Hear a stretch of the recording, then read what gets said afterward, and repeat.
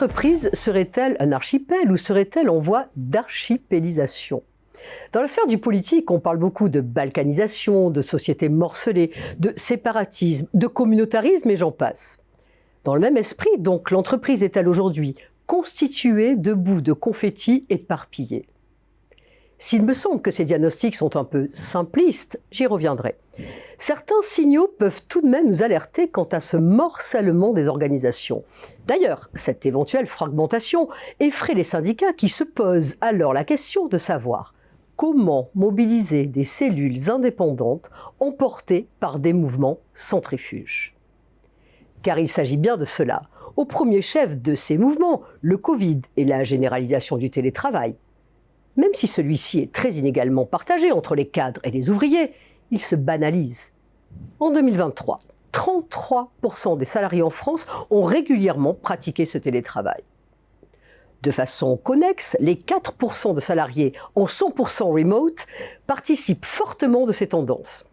Je prends d'ailleurs le pari que cette pratique va devenir de plus en plus commune dans les années à venir, portée en cela par les millennials. Travailler pour une entreprise installée à la Défense tout en vivant en Asie sera de moins en moins étrange.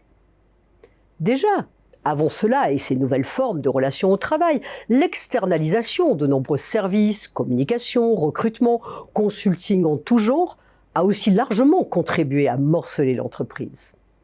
Et enfin, dernier élément, et pas des moindres, la gestion et ou la propriété des entreprises sont le fait de fonds de pension sans visage, d'actionnaires inconnus, de patrons du bout du monde, autant d'entités que vous ne croiserez peut-être jamais et avec qui vous ne serez peut-être jamais en lien.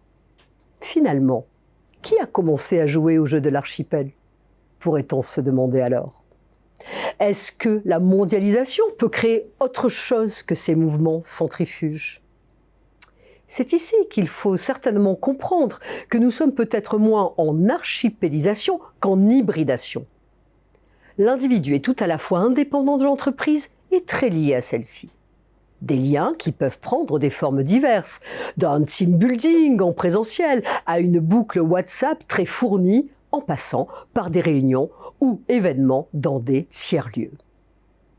L'entreprise, de son côté, est un peu comme Saturne, un noyau dur avec des anneaux qui s'éloignent et se rapprochent au gré des besoins des parties prenantes.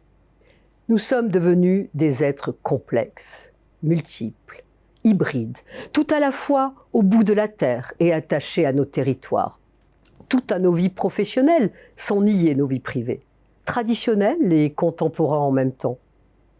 L'entreprise est en partie organique et elle aussi est devenue complexe et hybride. Pas forcément morcelée, mais je dirais hybridée.